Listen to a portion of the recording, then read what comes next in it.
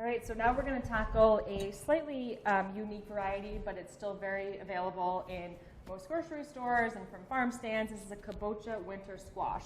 So this is heavy. This is about 2.5 pounds, and it's oddly shaped. So unlike our nicely uniform acorn or even this pie pumpkin, we really need to take our time when we're cutting it. And I'm going to start with cutting off what's called the blossom end. We have the stem end, we have the blossom end. So this is where the squash blossom grew. So I'm going to give myself actually no, I'm going to approach it a different way. I'm going to peel it first. This has got really tough skin, and I want to peel it while it's whole. So I've just got this peeler here. I can do it this way. Being really careful to tuck my fingers in, peeling away from myself. You might want to go like this. Don't do that. I mean, you're not likely to actually cut yourself, but you're very likely to whack yourself in the face.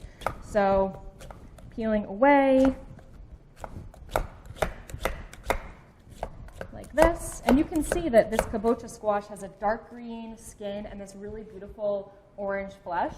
So it's pretty easy to tell when you've peeled deep enough. You want minimal green.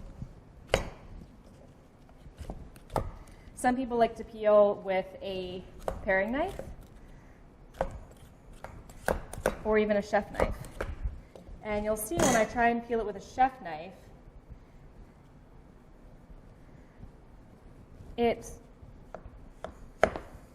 going to end up going a little bit slower,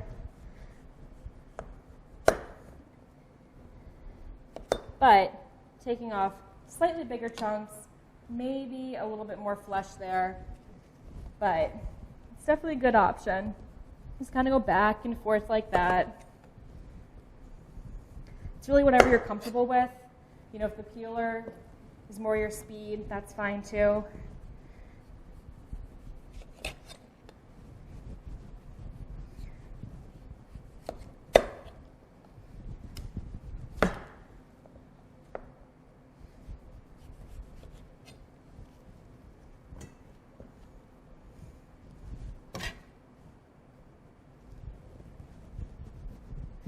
Actually, when I'm at home, or if in your kitchens you're using this for a puree, you can pop this whole thing in the oven. You can cut it in half if you want to, or you can leave it whole, pop it in a really hot oven for about an hour, and then take it out, and this skin will come right off in like one piece. It's glorious.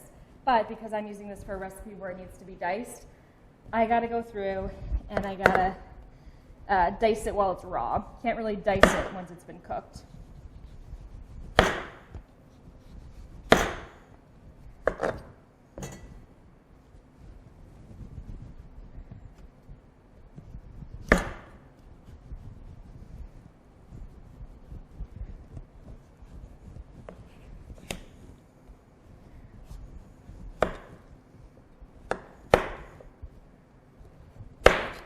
All right, take a second, make some space in your cutting board. Always a good practice. Clean as you go.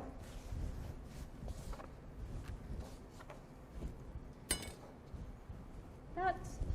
All right, so now pretty much the whole thing is peeled except for that pesky stem end.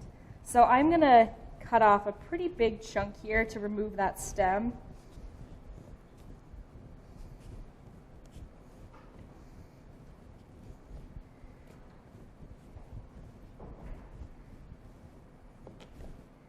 And it's really slippery.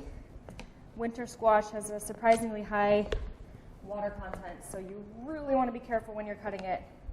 It's going to want to slip all over the cutting board.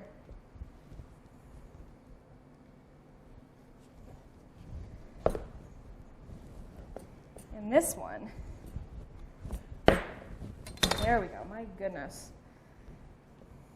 All right. Now that all the skin's gone and the stem's gone, you're going to cut it in half. See what you're working with. Kabocha squash. First thing I notice is, wow, there's a ton of seeds in there and not a lot of flesh. Is it worth the effort? I don't know. No, it definitely is worth the effort, but you know, this is a really great one to use if you're, you know, maybe you have a salad and you want to throw some roasted squash into it, or you know, we're using it for, it's part of a veggie burger, so it's not like I need, the bulk of the ingredients is going to come from the squash. Like, it's not going to be a pureed squash soup, so I'm going to need to do 50 of these. You know, just find a recipe where you're just using a small amount of the squash, because the flavor is awesome, but as you can see, you don't get a super high yield, and I'm working up a sweat just trying to get this prepped. So that's good. You can see there, huge seed cavity on this guy.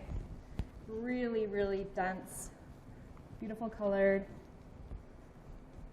flesh. Comes out in pretty much one scoop. And that's that. Now, I'm going to slice it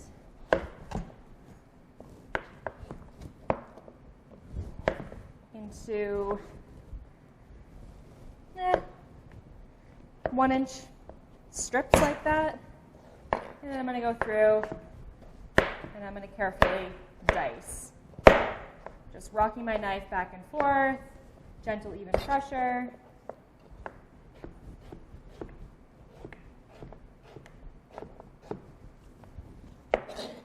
I didn't start with a square, so these pieces are not going to be perfectly square. That's all right.